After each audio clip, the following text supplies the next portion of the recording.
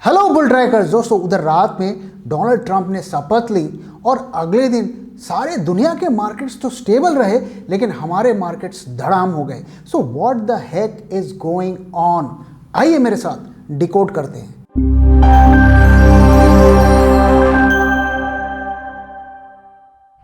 तो दोस्तों, जैसा कि आप जानते हैं कि कल रात डोनाल्ड ट्रंप ने यूएस प्रेसिडेंसी की शपथ ली और उसके चलते सारी दुनिया टेंशन में आ गई और खास करके हमारे मार्केट्स तो बहुत ही ज़्यादा टेंशन में आ गए। और पिछले 2 दिनों से जो एक माहौल बनता हुआ दिख रहा था प्री बजट रैली का, वो भी लगता है अब होने की पॉसिबिलिटी कम होती जा रही है। और जिस तरीके से आज मार्केट गिरा है उसने इन्वेस्टर कम्युनिटी को पूरी तरीके से होपलेस कर दिया है। आज आप देखिए, बैंक निफ्टी करीब 780 पॉइंट डाउन रहा और निफ्टी करीब 320 पॉइंट डाउन रहा। खैर, इस तरीके की गिरावट तो हमने पहले भी देखी है, लेकिन जिस तरीके से मार्केट आज बिहेव कर रहा था कि हर राइस को सेल किया जा रहा था, छोटी से छोटी राइस को भी जो है तुरंत सेल किया जा रहा था और एक तरीके का पूरा पैनिक में मार्केट आज सारा दिन रहा। और अगर हम सेक्टर्स की बात करें तो कोई भी सेक्टर आज हमें ग्रीन में नहीं दिखा। आप देख सकते हैं कि सभी सेक्टर्स रेड में है और सबसे ज़्यादा गिरावट हमें रियल्टी सेक्टर में देखने को मिली, करीब 4%, और कंज्यूमर ड्यूरेबल्स में भी 4% की गिरावट हमें देखने को मिली। और फार्मा और आईटी सेक्टर, जिसको डोनाल्ड ट्रंप से सबसे ज़्यादा खतरा है, वहां पर भी 1% की गिरावट हमें देखने को मिली। दोस्तों, ध्यान रहे कि ये सेक्टर पिछले कई दिनों से गिर रहे हैं डोनाल्ड ट्रंप के पॉलिसीज के डर से। तो कल के दिन डोनाल्ड ट्रंप ने ताबड़तोड़ 100 एग्जीक्यूटिव ऑर्डर्स पे साइन कर दिया, as if there is no tomorrow.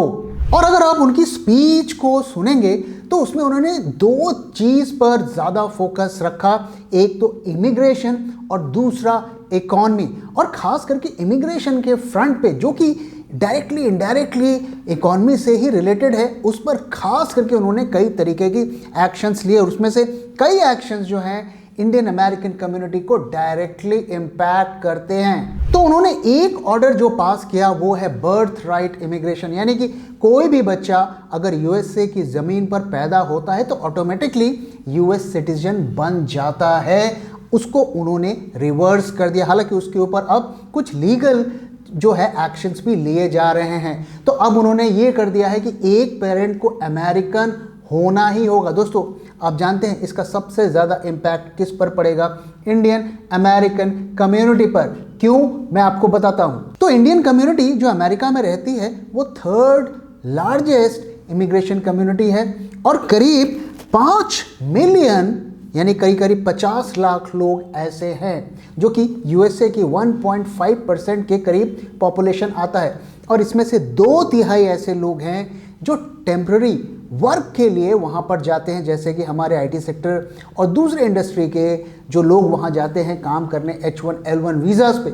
तो अक्सर जब वो वहाँ 2 साल 3 साल 4 साल रहते हैं, जब तक उनका ग्रीन कार्ड नहीं बनता है, तो कई दफ़े चूँकि वो शादीशुदा होते हैं, उनके बच्चे हो जाते हैं और वो ऑटोमेटिकली यूएस सिटीज़न बन जाते हैं, लेकिन उस लॉ को अब चेंज कर दिया गया है।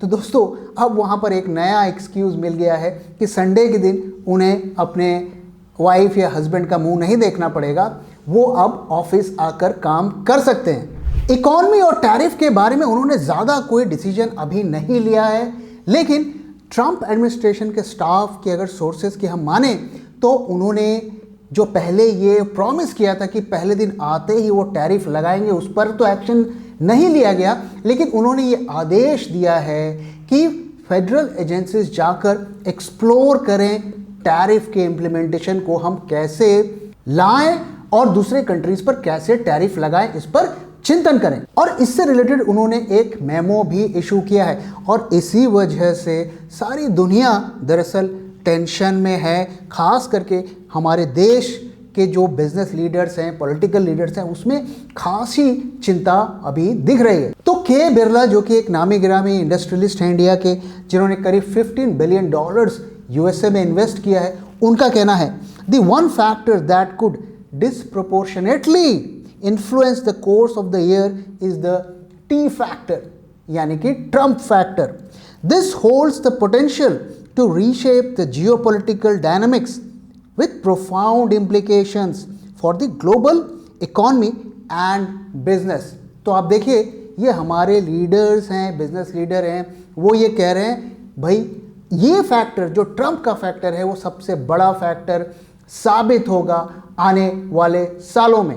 और वो जिस तरीके की कन्फ्रंटेशन की बात कर रहे हैं वो काफ़ी ज़्यादा हैरान करने वाला है। जैसे एक जो चीज़ उन्होंने कही है कि पनामा कैनल, जिसके थ्रू यूएसए के ज़्यादातर शिप्स जो है अपना सामान लेकर दूसरे देशों में जाते हैं, उसको वो टेक ओवर करने की बात कर रहे हैं। और ये आरोप लगा रहे हैं चाइना पर कि ये डायरेक्ट इनडायरेक्टली चाइना ही मैनेज करता है और हमारे वेसल्स को बहुत ज़्यादा पैसे देने पड़ते हैं। तो इस तरीके की वो कई बातें कर रहे हैं और एक कन्फ्रंटेशन की सिचुएशन जो है पैदा करने की कोशिश कर रहे हैं। अब देखिए, हैरान करने वाली बात क्या है, रात में डोनाल्ड ट्रंप ने सब शपथ ली और अगले दिन वर्ल्ड के मार्केट्स खुलने लगे। जैसा कि दोस्तों आप जानते हैं, सबसे पहले ऑस्ट्रेलिया मार्केट्स खुलते हैं, उसके बाद एशियन मार्केट्स खुलते हैं, फिर इंडिया खुलता है, फिर यूरोप के खुलते हैं, फिर यूएसए खुलता है। तो अभी तक जितने भी मार्केट खुले लगभग सारे स्टेबल से दिख रहे हैं। बहुत ज़्यादा तेजी तो नहीं दिख रही है, लेकिन कम से कम वहाँ मंदी नहीं दिख रही है। अगर आप देखिए,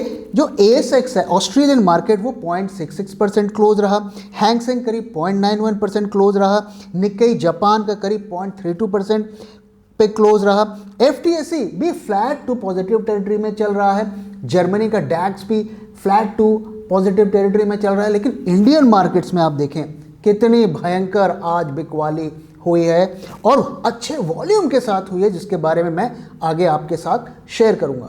तो पूरी दुनिया में गिरावट नहीं हो रही है, इंडिया के मार्केट्स में इतनी ज़्यादा गिरावट हुई है, इसको हम कैसे देखें?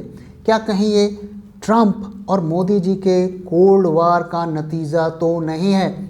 दोस्तों, ट्रंप के बारे में ये कहा जाता है कि वो ज़बरदस्त जो मन में अगर किसी ने उनके साथ बुरा व्यवहार किया या जो व्यवहार किया वो उन्हें पसंद नहीं आया तो उसे नहीं भूलते हैं और उसका बदला लेते ही लेते हैं। और दूसरे देशों के लोगों को तो छोड़िए, उन्होंने अपने देश के लोगों को भी नहीं छोड़ा और उनके बारे में पब्लिकली जो है उन्हें ह्यूमिलेट किया और यहाँ तक कि थ्रेट भी दिया। यहाँ तक कि फेसबुक के जो फाउंडर है मार्क जकरबर्ग, उनको भी उन्होंने थ्रेट दिया कि तुझे मैं जेल में डाल दूंगा। तो क्या वो मोदी जी से भी बदला लेंगे? अब ये तो कहना मुश्किल है, ये तो आने वाले दिनों में ही पता चलेगा। लेकिन कहीं ऐसा ना हो कि मोदी जी का गुस्सा वो इंडिया के लोगों पे के ऊपर निकालें और कुछ ऐसी पॉलिसीज़ लेकर आएँ जिससे यहाँ के लोग और यहाँ के बिजनेसेस सफ़र करें। क्या ऐसा होगा, नहीं होगा, ये कहना बहुत मुश्किल है, ये आने वाले दिनों में ही हमें पता चलेगा। लेकिन अभी तक उन्होंने इंडिया के अगेंस्ट में कुछ फ्रेश स्टेटमेंट्स नहीं इशू किए हैं, कोई पॉलिसी डिसीजंस भी नहीं लिए हैं। तो हमें वेट एंड वॉच मोड पर फिलहाल तो रहना है, हमारे पास कोई ऑप्शन भी नहीं है। लेकिन FIIs wait and watch mode पर नहीं रह रहे हैं। पिछले 2 दिनों से थोड़ा मार्केट संभलता हुआ दिख रहा था, मार्केट का ब्रेथ एडवांस डिक्लाइन रेशियो भी अच्छा दिख रहा था, कुछ डेटा भी मैंने आपके साथ शेयर किया और ऐसी उम्मीद दिख रही थी कि शायद बजट की, प्री बजट की एक छोटी मोटी रैली हमें देखने को मिली।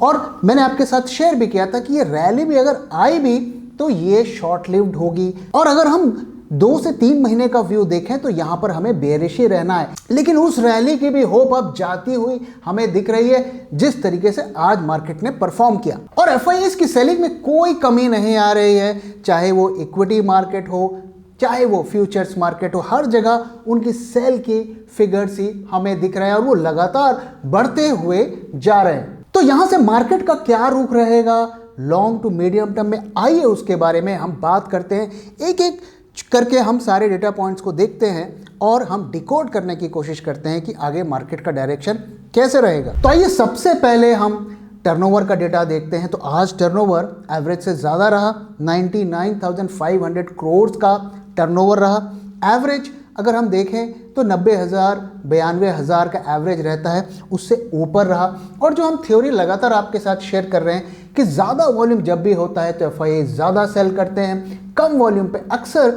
मार्केट थोड़ा पॉजिटिव टेरिटरी में ही रहता है। कल के दिन भी मार्केट थोड़ा वहाँ पर हमें टर्नओवर कम देखने को मिला था और आज हमें उससे ज़्यादा टर्नओवर देखने को मिला है।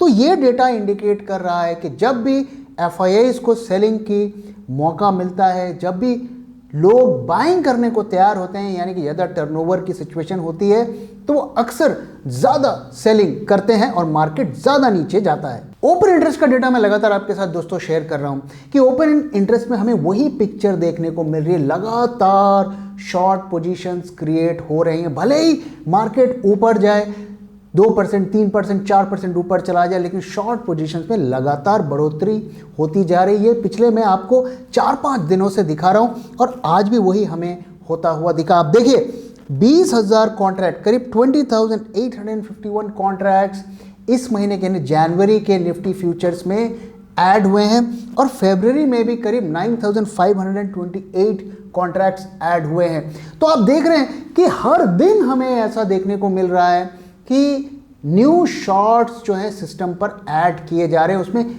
कोई कटौती नहीं हो रही है। हम अक्टूबर से देख रहे हैं कि रोल ओवर भी हो रहे हैं और लगभग हर दिन नए शॉर्ट्स भी क्रिएट हो रहे हैं। ये किस तरीके की सिचुएशन बाजार में आने वाले दिनों में आने वाली है, इसका जो कल्पना करना भी थोड़ा हमें डर लगता है। अब आइए दोस्तों हमारे इंडिकेटर BD फायर की बात करते हैं, वहाँ हमें क्या देखने को मिलता है। तो आप देख सकते हैं कि पिछले 2-3 दिनों से मैं आपको ये शेयर कर रहा था कि मार्केट में थोड़ी तेज़ी का माहौल बनता हुआ दिख रहा है, प्री बजट रैली का माहौल बनता हुआ दिख रहा है और कल के दिन हमारे इंडिकेटर ने जो है एक तरीके से बाय सिग्नल भी दे दिया था, खास करके निफ्टी में।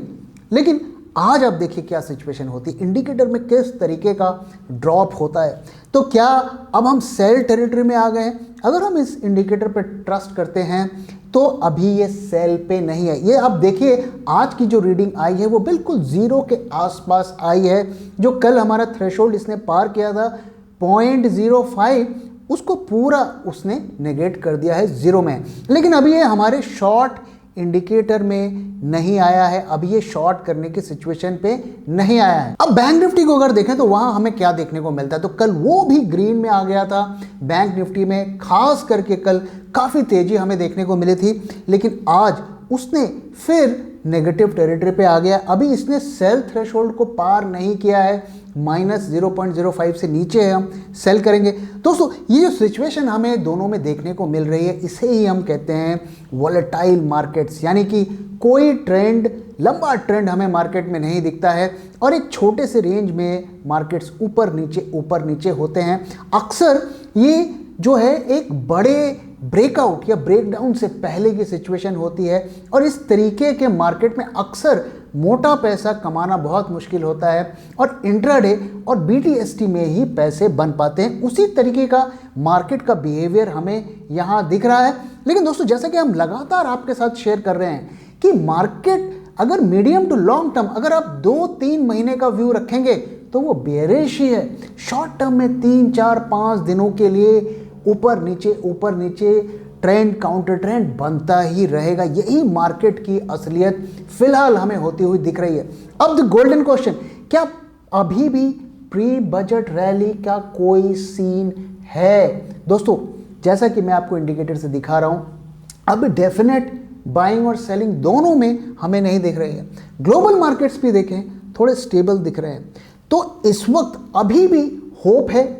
2 दिन हमें देखना है और अगर 2 दिन में हमें मीनिंगफुल रैली नहीं आई तो प्री बजट रैली के कोई होप नहीं दिखेंगे, क्योंकि अगर प्री बजट रैली को आनी है तो कम से कम 2 हफ्ते पहले ही आएगी। दोस्तों कई तरीके की न्यूज़ भी मार्केट में आ रही हैं, मैंने आपके साथ शेयर भी किया। इनकम टैक्स एग्जेम्पशन और कई तरीके के जो है छूट देने की बात हो रही है, लेकिन ये सारी सोर्स बेस्ड न्यूज़ है। असल में बजट में क्या आएगा इसका पता लगाना लगभग इम्पॉसिबल है। लेकिन जैसा कि हम कहते हैं कि मार्केट र्यूमर पे चलता है, buy on rumour and sell on news. तो फिलहाल बजट से रिलेटेड कुछ पॉजिटिव न्यूज़ तो आ रही है, लेकिन वो मार्केट को पसंद आए ऐसा ज़रूरी नहीं है। तो दोस्तों इसी के साथ इस वीडियो को मैं यहाँ पे ख़त्म कर रहा हूँ। वीडियो कैसा लगा जरूर बताइएगा और आपको क्या लगता है, क्या ट्रंप इंडिया को पनिश करेंगे जिसकी वजह से मार्केट्स और नीचे जाएंगे? अपना व्यू और फीडबैक शेयर करना मत भूलिएगा। Thank you very much for watching and thank you for your time.